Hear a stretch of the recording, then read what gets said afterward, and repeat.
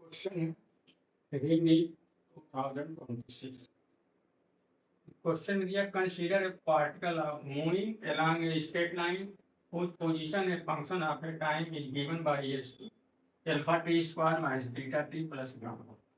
Where alpha is equal to 1 meter per second square, beta is equal to 6 meter per second square, gamma is equal to 5 meter per second square.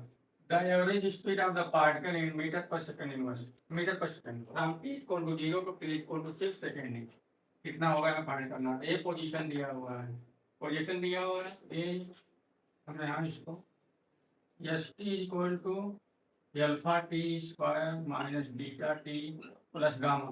Alpha की जगह कितना रख दें, S equal to कितना आ जाएगा यहाँ, alpha की जगह 1 यानी टी स्क्वायर, बीटा की जगह 6 माइनस 6 टी, गामा की जगह प्लस 5 यहाँ 6 प्लस 3। अब इसका अलग अलग वैल्यू हम पुट करें, टी इक्वल 0 पुट करें, टी इक्वल 6 पुट करें, देखें यस कितना आ रहा है। टी इक्वल टू 0 पुट करें और मान लीजिए यस है,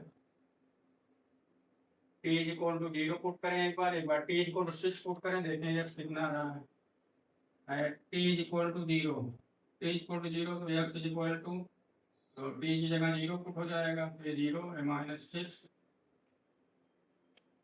और ये 0 प्लस 5 यानी 5 मीटर आएगा। मीटर में लिया सब कुछ ना, मीटर में आएगा। फिर टी इक्वल टू 6 पुट करेंगे तो एक्स इक्वल कितना आ जाएगा, 6 का स्क्वायर माइनस 6 इंटू 6 प्लस 5, ये भी 36 माइनस 36 प्लस 5, देखिए 36 कैंसिल हो जाएंगे, 5 मीटर ये भी आ जाएगा।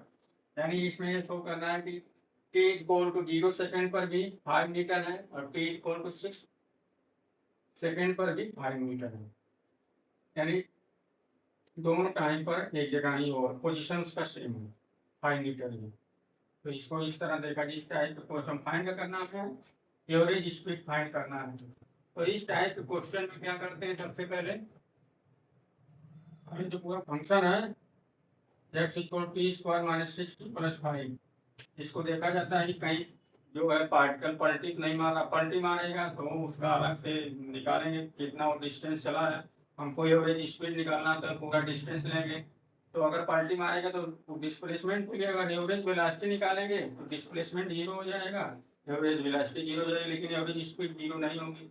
तो हमें सबसे पहले एक काम और कर लें कि पार्टिकल को देखेंगे कहाँ पलटी मार रहा है। सबसे पहले ये इसका इस टाइप का बनेगा, ठीक है। यहाँ मान लीजिए एक्स इक्वल टू 0 है, यहाँ एक्स इक्वल टू 5,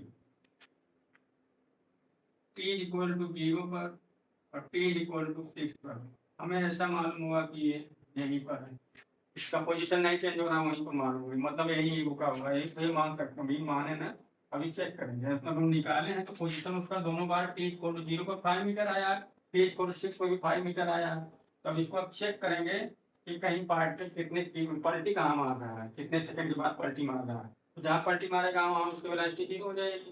तो सबसे पहले एक्स है हमारा, x equal to t square minus 6t plus 5 है। वेलोसिटी निकालने के लिए क्या करेंगे, v equal to d x upon d t कर देंगे। तो यहाँ से 2t minus 6 is equal to 0, तो 2t minus 6 is equal to 0, t is equal to 6 upon 2 यानी 3 सेकेंड। 3 सेकेंड में पार्टिकल पलटी मारेगा, 3 सेकेंड में जब पार्टिकल पलटी मारेगा तो 3 सेकेंड में हम उसका पोजीशन देख लें कहाँ पर है 3 सेकेंड में।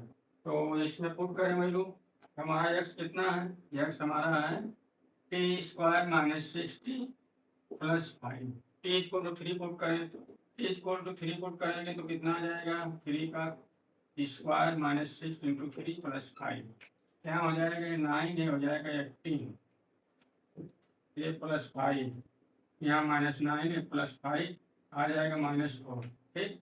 यानी पार्टिकल कहीं यहाँ है, ये एक्स इक्वल 5 यहाँ है, पार्टिकल कहीं मान लीजिए एक्स इक्वल ये इतना ये distance x equal to minus, x equal to 0, x equal to 5 और ये एक्स इक्वल टू माइनस 4, यानी टी इक्वल टू 3 सेकेंड में वो पलटी मारा है। टी इक्वल टू 3 सेकेंड पर उसका पोजीशन कितना -4 है, तो यहाँ से पूरी डिस्टेंस कितना हो गया, इधर चल रहा है, इधर चल रहा है पार्टिकल 5 मीटर ही चला, 4 मीटर ही चला, पूरा कितना डिस्टेंस चला, ये इससे चलेगा, यहाँ से इससे आएगा, फिर ऐसे पलटी मार के इससे फिर वहीं पहुँच जाएगा टी इक्वल टू 6 सेकेंड पर।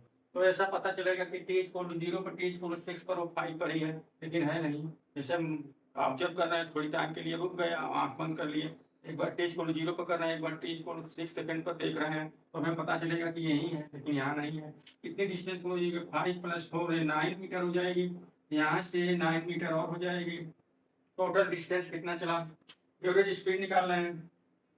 एवरेज स्पीड इक्वल टू क्या होता है? Total distance upon total time. Total distance upon total time.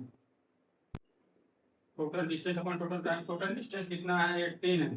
9 जा रहा है, 9 वापस, यानी 3 सेकंड में यहाँ पहुँचा है, फिर 3 सेकंड में फिर यहीं पहुँच जाएगा जहाँ से वो चला था। तो पूरा कितना चला है? 9 मीटर और 9 मीटर 18 मीटर।